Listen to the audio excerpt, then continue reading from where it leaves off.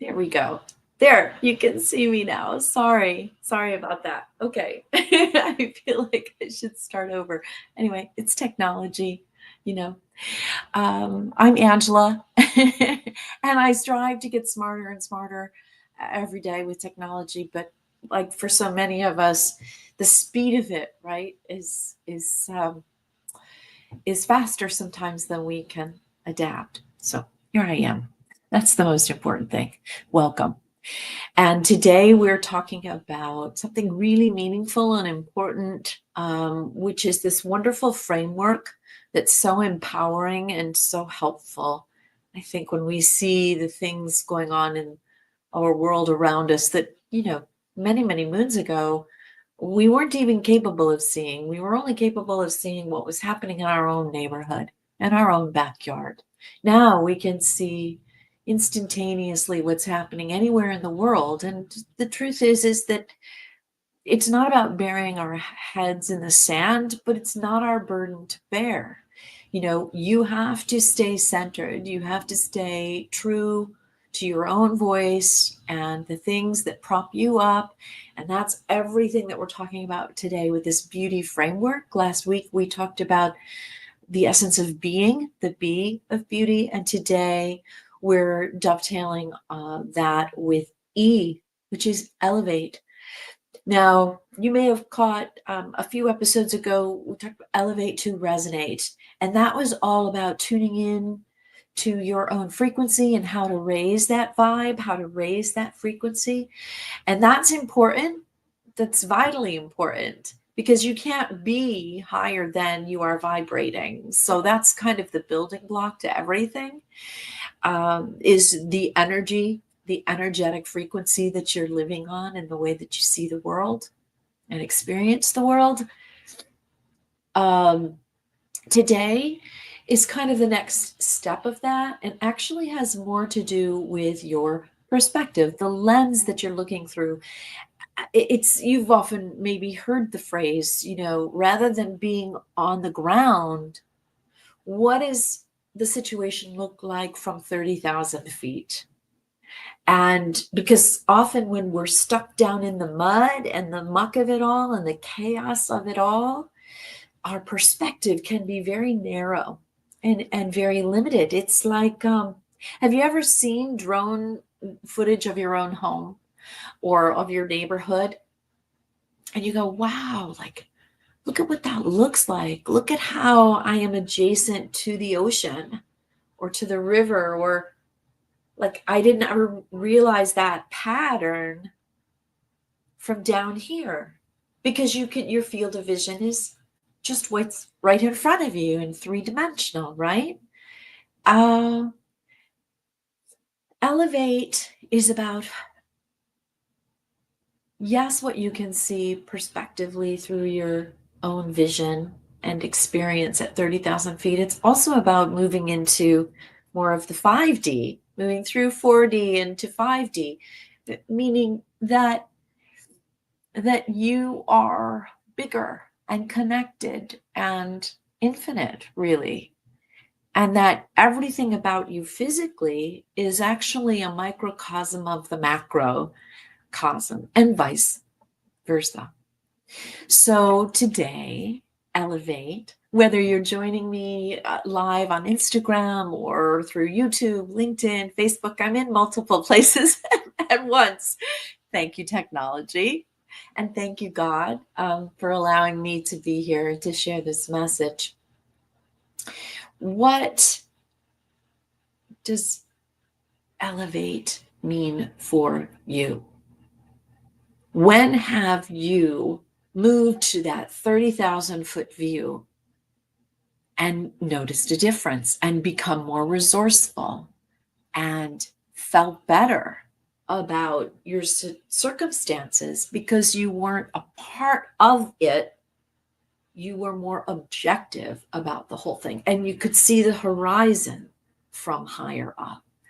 When I'm curious to share that in the comments with me, or email, forward this to someone that uses that phrase often. They'll appreciate that. What's the 30,000 foot view?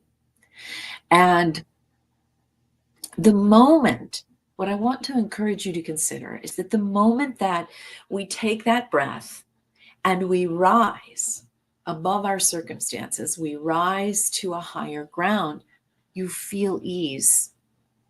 You see the same situation, but it looks entirely different. So I'll give you an example.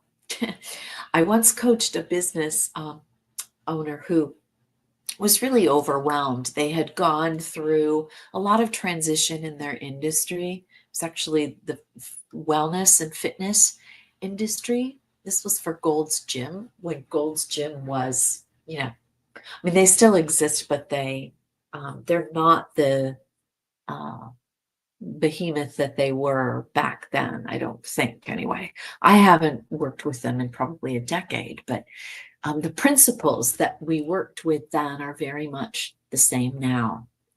And they were dealing with this issue of which so many fitness centers do because of human being habits, is a lot of cancellations and membership lack of engagement from members. So to get members to renew, when you have a leaky dam and you have so much deterioration in your membership base every month, every year, it's discouraging, right? That you have to have like a bigger and bigger and bigger bucket to try and simply hold what you can hold on to be profitable, because there are holes in the bucket. And so there was a lot of, like with so many small to medium-sized businesses, a lot of team drama, some financial pressure, of course, but everything felt urgent, urgent, urgent. There was micromanaging, there was constantly putting out fires, everybody was cranky and exhausted. Does this sound at all familiar to your workplace? I had him and his partner sketch out the real problem, get to the heart of the problem, literally draw it on paper. And then I said, now draw it again from 10,000 feet. Now draw it again from 30,000 feet. Go even higher. And that process changes everything, because it helps you distill away all the stuff that's unimportant and urgent, and helps you realize truly the heart of the issue. And that's the same in our lives, and certainly for our businesses. That power of elevation, not solving harder, but seeing differently, more resourcefully. When you are stuck, this is true for all of us, no matter the situation. When you're stuck and you're on that hamster wheel, that loop of anxiety, fear, uncertainty, doubt, FUD factor, I call it, fear, uncertainty, doubt. And I've been there multiple times. I have so much, like so many of us, I have so many plates spinning and so many things feeling unclear. And I have to move very quickly back into trust. That I do the Louise Hay technique. I just shared this earlier this week. All is well. All is always working out for my highest good. Out of this situation will come only good for me, and I am safe. You have to go into that. That is a very 30,000 foot perspective. It takes you out of the chaos and puts you in a place of power, presence, which we talked about last week, being, and power. So rather than, here's an example, rather than zooming in to the specific problems, and any one of us at any time these days could probably name 100 problems, right, in our immediate field of vision. It asks us to zoom out, on your camera, and you zoom out and you take in a much bigger field. And here's how we can do it. It's all to do with the questions that we ask ourselves and the story and the words that we use. And I'm realizing, I've been disempowering myself quite a bit actually these last few months because of circumstances that just feel like a tidal wave. And my coach would tell me, Angela, get on your surfboard and surf the wave. Just surf the wave. Just go with the wave. And then it can't drown you. And the way you surf the wave is, we talk about these tools often, and there are ways of centering yourself and grounding yourself, but it's also to do with realizing that you have a choice right now in this moment of how you see things. Can you step up and see the bigger picture? And it does require you to have patience, and it does require you to have faith. Ask yourself new questions, more empowering questions. That will get you to 30,000 feet. Rather than, why is this happening to me? The question is, what's the invitation here? What am I being invited to see, invited to experience? being invited to deepen my trust and my faith. I am being invited into infinite possibility about my life, rather than knowing the exact steps and moves and having an exact plan that may limit me or hinder me from something really amazing that is waiting there for me in that place of receptivity. This is a problem. That's ground zero. At 30,000 feet, this is a part of a pattern. I see this pattern repeating in my life because clearly I haven't learned the lesson well enough. And so here it is again. For me, it's finances. My finances, I've touched on this before. They take these big upswells and then these big, so what is the pattern, right? So you have to step back, and rather than say, fear, uncertainty, and doubt, what's the pattern? What's the invitation to learn, to level up, to get more honest with my finances, or to get more honest with my health, or to get more honest with my relationships, with myself, with this clinging on to? Do I try to live through my daughter's life, through my children? Do I hold on too tightly emotionally? Am I too codependent with my child or children? Yeah. Am I letting my child bloom on their own? Or do I force too much? Do I put upon them something that's an old story of my own? Or in my business, what am I extending on to my employees that is not theirs to bear? It's my circumstance. It's my pattern. It's the questions I'm asking myself. Rather than reacting in the mud of it all, let me lead from the mountaintop. And to lead from the mountaintop, I have to take myself higher. Yes, in frequency. Yes, in my language.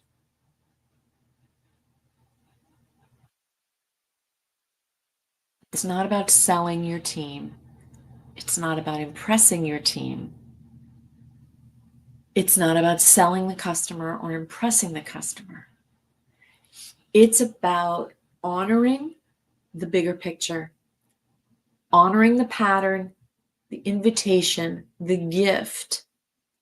And rather than being mired down by the standard day-to-day data and old habits and muscle memory, we are asked to make a new choice and to shift our words, to shift, but your words can't shift before your perspective, you see. First, you have to acknowledge, I want to elevate. I want to be able to see the bigger picture here. I know I'm less resourceful down here, especially as a leader. But as a parent, as a partner, as a daughter, as a best friend, interesting. How is it that when our friend has a problem or an employee isn't performing, terrible word, performance review, terrible, terrible, so disempowering. We've got to do better, you see. We've got to, how about, your empowerment review? Why not? Why does it have to come? Performance review to me immediately feels like judgment.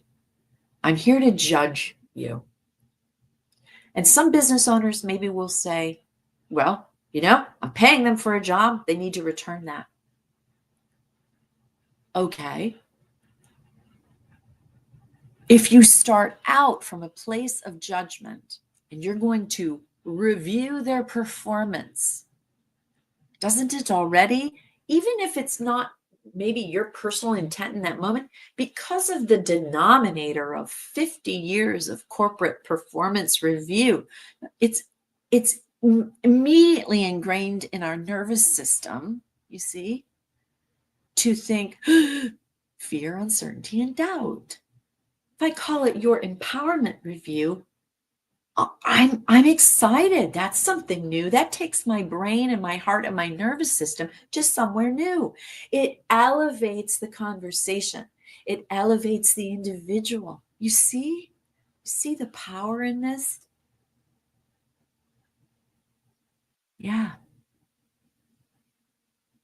You don't need to escape your life. You don't need to escape a performance review.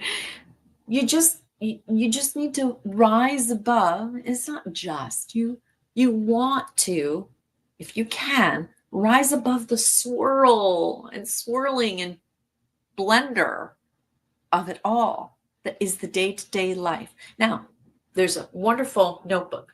I have it right here. Let me grab it. Just so you see, I don't this is stream of consciousness stuff. Can you even see it? I can't tell if you can see it because, yes, you can. Okay. So it says, here's what it says. Keep your eyes on the stars and your feet on the ground.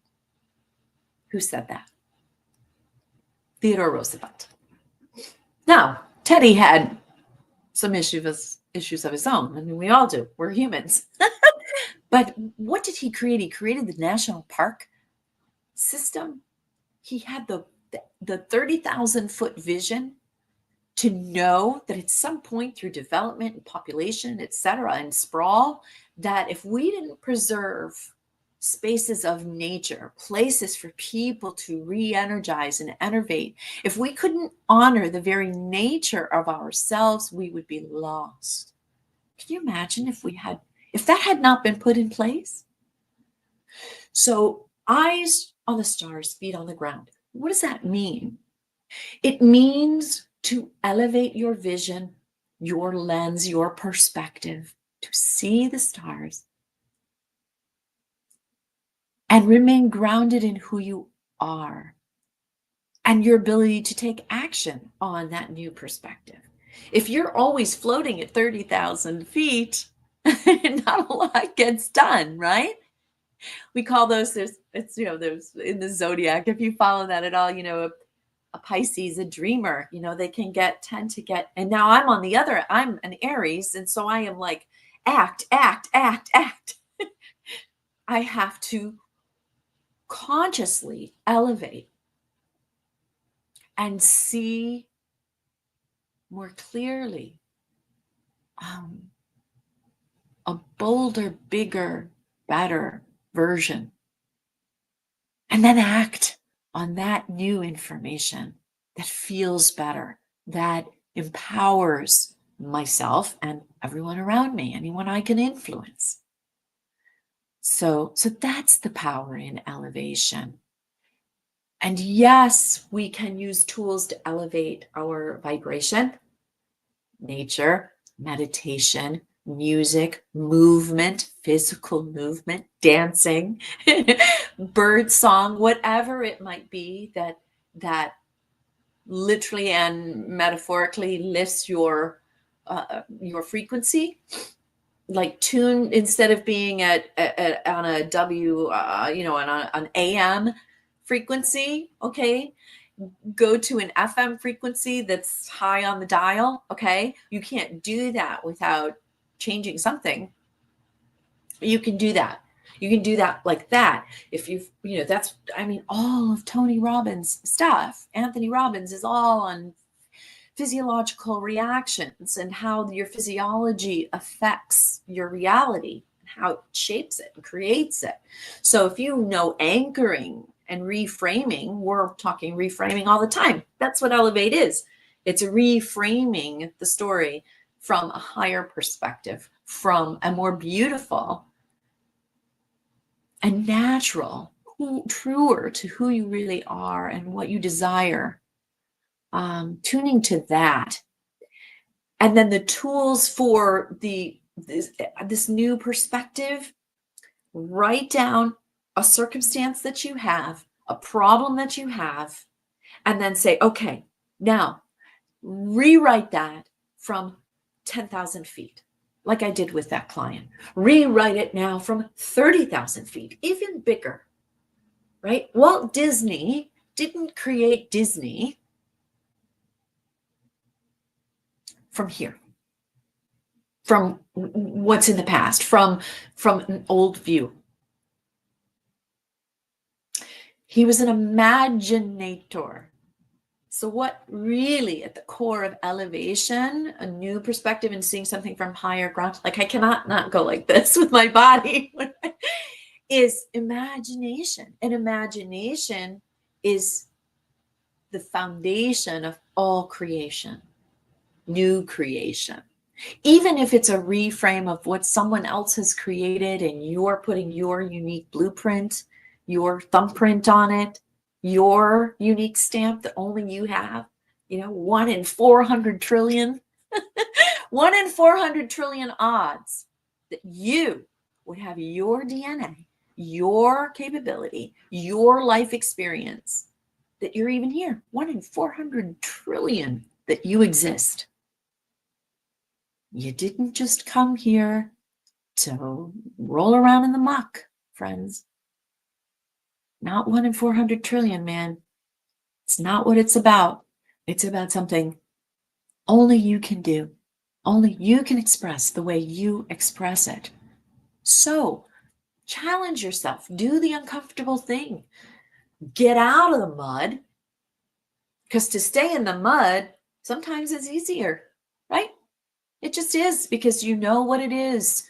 You've been here. This is the hamster wheel. You know this pattern. You know this story. You know it well.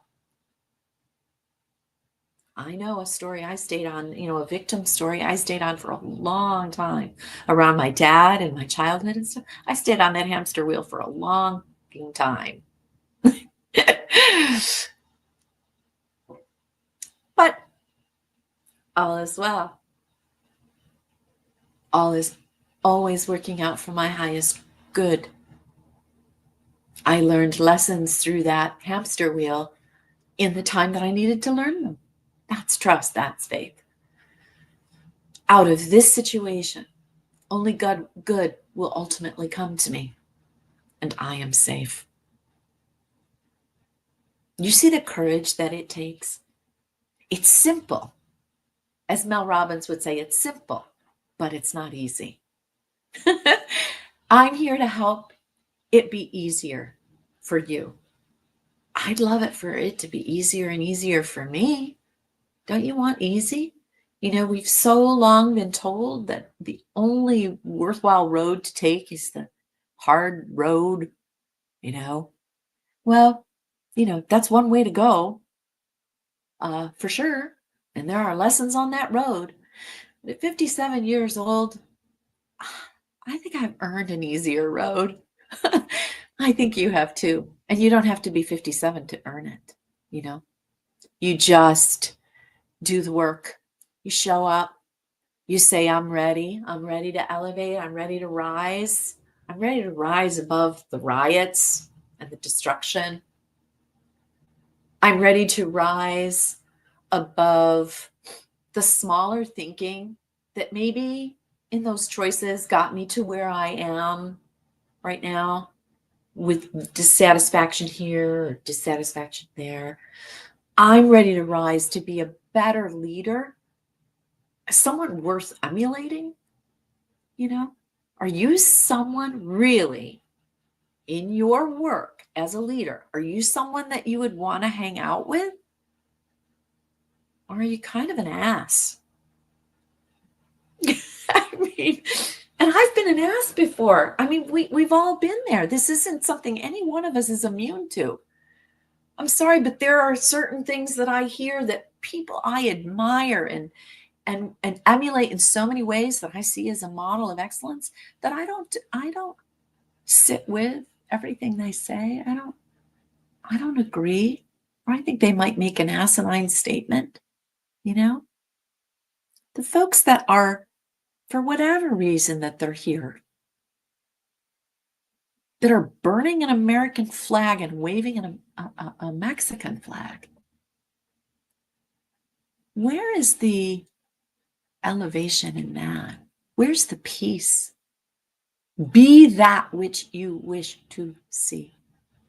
If you want freedom, if you want a voice, then be someone worth emulating. Can you say that? Can you challenge yourself today to do the uncomfortable thing and to do something new and take a problem, a situation that you have in your life or in your work, in your business, write it down and say, now, okay, that's what it looks like ground level. How do I want to shift that? What does that look like from 30,000 feet? What is the core issue or core pattern or core gift that I'm being invited to learn and to alchemize, to integrate, to transform, to embolden, to embrace, to empower, whatever, for whoever, for whenever? What's the story I'm telling my employees down in the weeds, or I'm saying to my spouse or my child from the weeds? Get out of the weeds. The weeds suck, okay? And we all venture off into them. And we all go down that rabbit hole. And they're not fun. Being in the weeds is just not fun. I mean, I'm highly allergic to weeds. So you'd think I would never, ever go there again. But, I haven't fully learned yet. I continue to learn. And that's what I'm inviting you to do. The next question is, whatever situation you're in right now, is what would change? What would I tell someone else? How would I tell it from 30,000 feet of the circumstance going on in my life right now? From that view, from the mountaintop, what's the new story? Reframe it. That's where your power is. The mud and the muck, the weeds, that's not the message. It's going to change things. It's part of being human, but staying there is a choice. Staying there is a choice. When we lead ourselves out of that emotional reaction, that reactivity to what's immediately going on, when we can rise above that without just checking out, without burying our head in the sand, without saying, it's fine, whatever, that's just laziness. And you're welcome to that at times. But if you want to live and experience a more beautiful life and to find the beauty every day, it's not enough. to stay where you are. It's not enough to keep living from that place on that wheel, that loop, you know? It requires a new choice, a new story. And the only way to do that is to challenge yourself, write it down, and say, okay, reframe this from a much higher, more empowering perspective.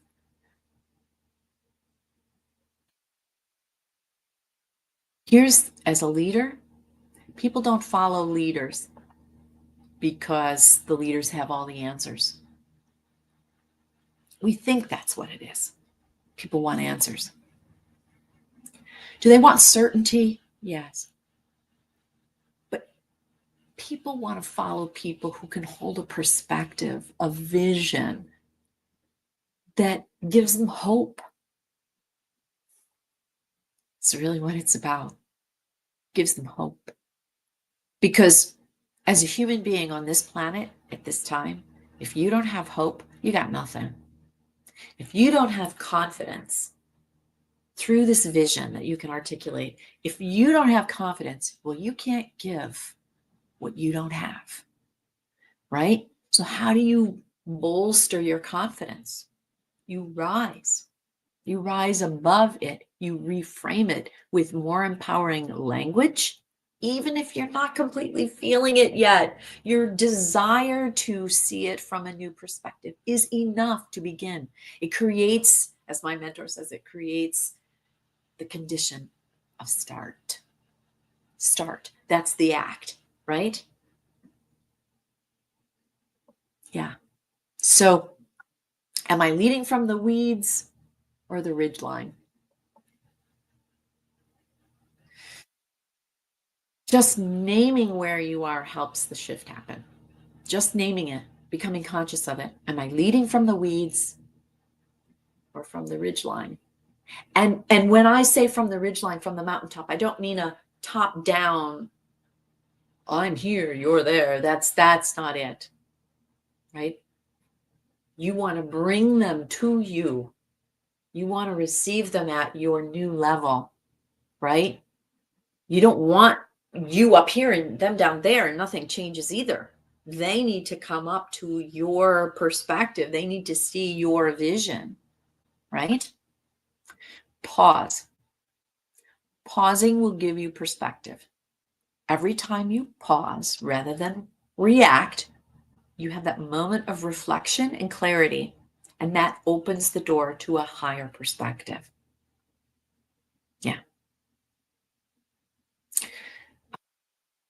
Then a reset, here's my call to you. Take 30 minutes, reflect, you know, look at your calendar, look at your team, look at your situation with a new bird's eye view. Bird's eye, up there somewhere.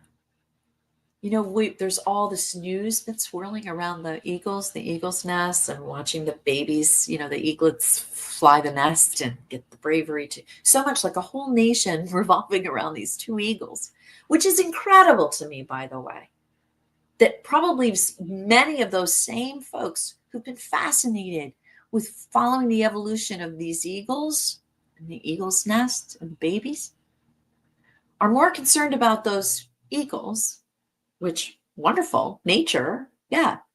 What's true of the small is true of the big, and vice versa. Yes. More concerned with that than the people who are losing their livelihoods because people are being so reckless in Los Angeles and disregarding and disrespectful and downright criminal. It's incredible to me, the disparity. That is lack of perspective. Lack of perspective. Try this once a week. You join me once a week, hopefully, whether it's live or on replay. Try this once a week. Journal about it. Write down your situation and then say, okay, now let's tell it from a bird's eye view.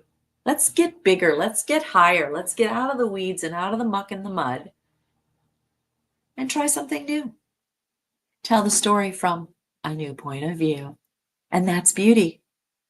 That's beauty. All right.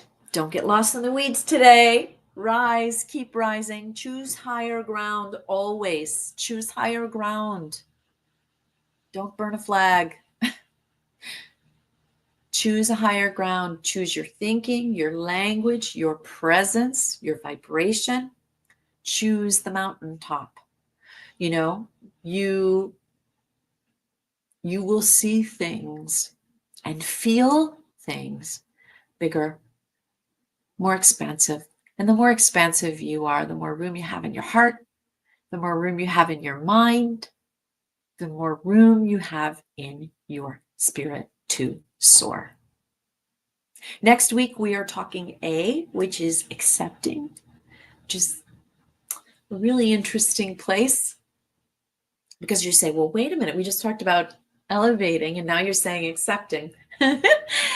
Yeah, there's this, it's called paradigm. I did a video on paradigm as a word of the week. It's called two truths living simultaneously, and both can be true. There's a level of accepting and embracing what is in order for the doors to open to what can be. Yeah. So until then, share this with someone. I look forward to your comments. How are you rising? How are you elevating today? What weeds do you want to whack your way out of? And it can be easy. It doesn't have to be hard work, but it has to be consistent. So do all you can. Mel Robbins, I love this. I read this morning. 5 seconds. If an impulse comes to you, and if an idea, if a thought comes to you, do it. Do it. Because after 5 seconds, the other part of your brain will pull the emergency brake and you'll just stop and keep doing what you're doing. So go journal. Do it right now. Take your situation, your problem, whatever it is that you want to get a higher perspective on, that you want to elevate above for a better view. Write it down right now as soon as this is done. And then rewrite it from higher ground. Much love to you. Much love, much love. Thank you, thank you.